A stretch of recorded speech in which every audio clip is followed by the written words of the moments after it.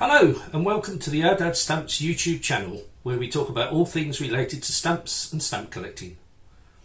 My name's Pete West and I'd like to thank you for watching this video.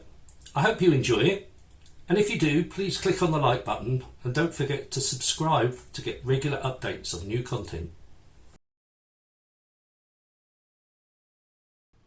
Hello and welcome to another Ourdadsstamps video. Whilst I was at the stamp exhibition in Birmingham, I bought a load of stamps from Swaziland. Now at the time I didn't really know much about the stamps from Swaziland, but that purchase has led me to find out quite a few interesting facts which I would like to share with you. And if you continue listening, I may be able to save you spending a few £100 on a virtually worthless stamp. Swaziland is one of the smallest countries in Africa, and it is almost completely surrounded by South Africa. In 2018, the country officially changed its name to Eswatini. The first stamps of Swaziland produced in around about 1889. At the time, the country was governed by a tripartite arrangement with the Dutch, the British and the Swazi king. And the initial stamps were the stamps of Transvaal, overprinted with the words Swaziland. And it should be noted that at the time Swaziland was spelt with an E in the middle, but later on that was dropped. These early overprinted stamps can be worth quite a bit of money, but as with all these things, especially with overprints, you need to be careful that you're getting genuine stamps rather than forged ones. Genuine ones, even the lower values, are worth 20, 30 pound each mint. And when you get up to the 2 and 6, 5 shilling, 10 shilling, they're into the hundreds, if not thousands. You should also look out for stamps of Transvaal, which are used in Swaziland. The first stamps issued with the name Swaziland on them was in 1933, and they're a fairly simple design with the image of King George V in the middle, surrounded by a couple of shields and a lattice work. It does look quite a nice set, and it's not hugely expensive. These stamps run from a halfpenny green up to 10 shillings sepia, and the whole set of 10 stamps. Its catalogue's about £200, but most of that value is for the 10 shilling stamp, so you can certainly collect the other ones quite easily without spending a fortune. And then this design was used again for the King George VI set in 1938. Again, this set runs from a halfpenny green up to 10 shilling sepia. But with this set, there's also perforation variations, which can make a huge difference to the value of the stamp. For example, the 10 shilling stamp with 13.5 by 14 perforation is worth, catalogued at £13. With a 13.5 by 13 perforation, it's catalogued at £80. So you can see that there's a big difference, and it is worth checking the perforations.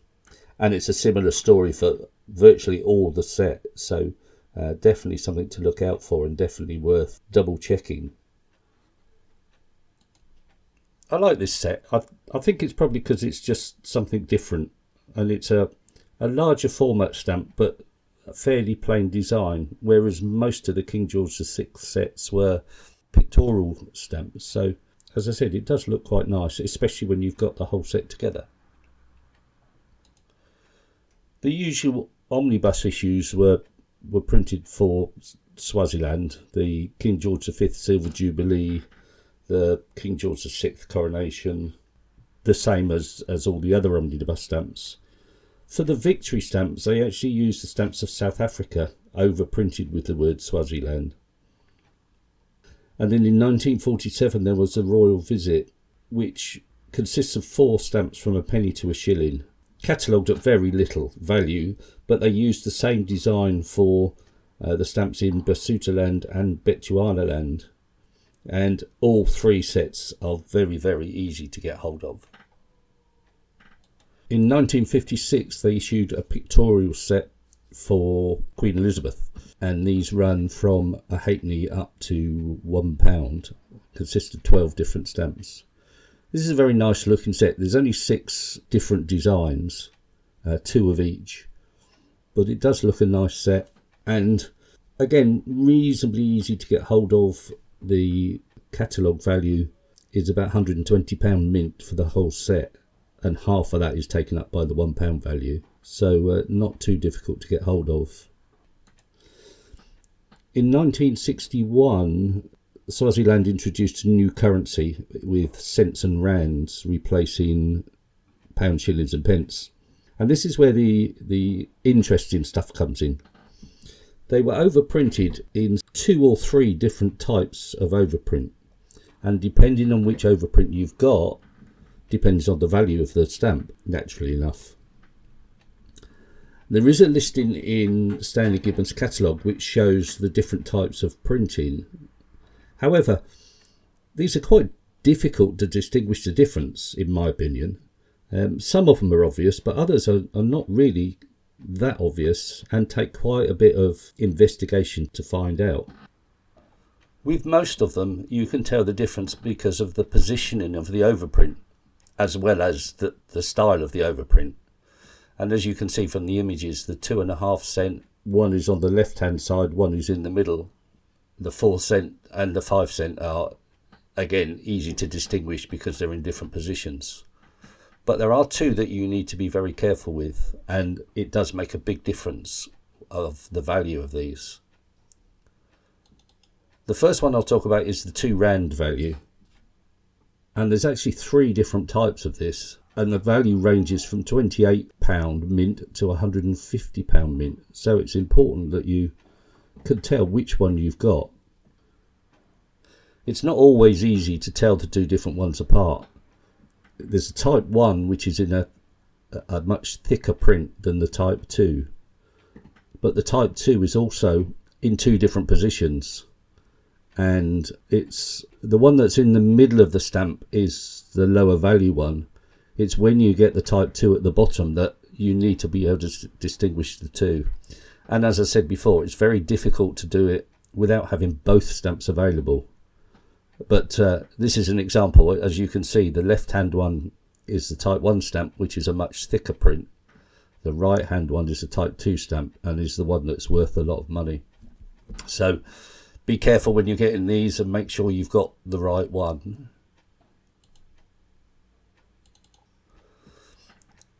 The other one, which is even more interesting, is the 25 cent stamp. And I've seen several copies of this stamp misidentified on eBay, selling for hundreds of pounds. So you need to be careful. And part of the problem is the way it's described in the Stanley Gibbons catalogue. There are actually 3 different versions of this stamp, and it describes type 1, which catalogues at 50p, so is, as I said, virtually worthless. Type 2, which is printed in a central position, and again is not worth an awful lot, catalogues at £2.25. And then type 2, which is at the bottom left, which catalogues at £950. Now the confusion is that the first type 1 stamp is also printed at the bottom left. So you need to make sure that if you're spending a fortune on it expecting the type 2 one, that it is actually the type 2, which is a lighter, less thick printing of the 25 cents. As you can see in the image, the ones I printed, the first one is the common stamp, the type 1, which has a thick 25 cent in the bottom left hand corner. The really valuable stamp is the second one, where the 25 cent is also printed in the bottom left hand corner, but is much thinner and less bold. And then you've got the third type, which is at the central position. So my advice would be to see if you can get hold of the third type, which costs virtually nothing, and then you can compare that with the 2 different overprints to see whether you are in fact getting the one catalogued at £950, or you're paying a fortune for one catalogued at 50p. These stamps were then reissued in 1961 with the values in the new decimal currency, cents and rands. And again, this set is relatively inexpensive to buy. The catalogue value of the whole set of 12 stamps is £60. So, as I said, it's not too difficult to get hold of that set. A new design was introduced in 1962, which again is quite a nice set. It runs from ½ cent up to £2 A reasonable catalogue value, again, once again, £60 for the 16 stamps mint. And there's a couple of inverted watermarks to look out for there, which does increase the value somewhat, but not by a huge amount. Only on a couple of stamps, the ½ cent, the 2 cent and the 10 cent are certainly worth looking at if you can get the inverted watermark. The others not so much. In 1968, Swaziland gained independence and overprinted the 1962 set with the words Independence 1968. And then a year later they produced a different set of wildlife stamps which run from ½ cent to £2, and they have the image of King Sabusa in the top corners in place of where the Queen's head would normally go. This set is very easy to get hold of. The catalogue value is only £30, so it should be quite easy to get hold of the whole set without too much problem. After that, from 1970 onwards, like a lot of countries throughout the world, the number of stamps grew and grew. The number of stamps issued grew and grew. And there were lots of thematic sets to look out for that will please the thematic collector. There's a really nice set of bird stamps in 1976. This is a set of 15 stamps which runs from 2 cents up to 2 Lilingeni, and that's denoted by the E. There's also a nice butterfly set printed in 1987 which runs from 10 cents up to 10E, and there was a 5 cent added to that a few years later as well. And then in 2007 there's quite a nice tree set as well, which is an unusual topic, so it's one reason I've included it in here, and that runs from 70 cents up to 20E and consists of 13 stamps. Again, quite a nice set, not particularly expensive to buy, so if trees are your thing, then it's definitely worth having a look. And there's one more interesting set that's worth mentioning. In 2004, the SAPOA issued a joint set of stamps. That stands for South Africa Postal Operators Association. And they issued a set of hexagonal stamps in several different countries. There were 8 stamps in the set, and each country produced identical stamps, just with the difference being their name and local currency on the stamp, but the actual images were exactly the same.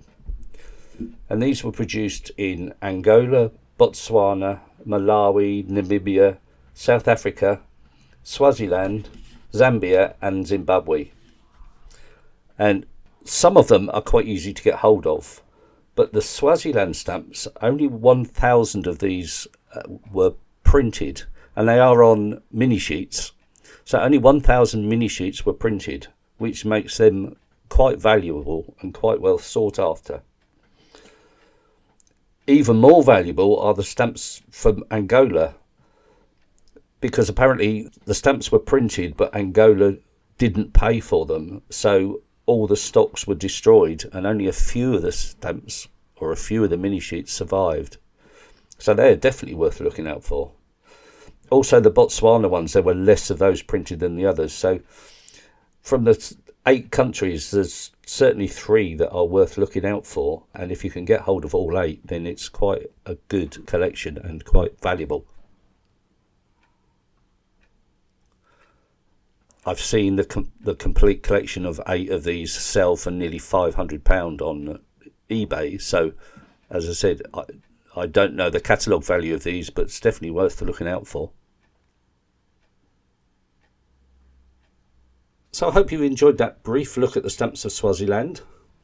Before I went to the stamp exhibition in Birmingham, I knew nothing about Swaziland stamps, so it's been an education for me, and certainly illustrates the point of being careful with what you buy and what appears on eBay and other internet auction sites. What appears to be one thing isn't always the case, so be very, very careful and look after your money. Thank you for listening, and we'll see you again in a few weeks' time.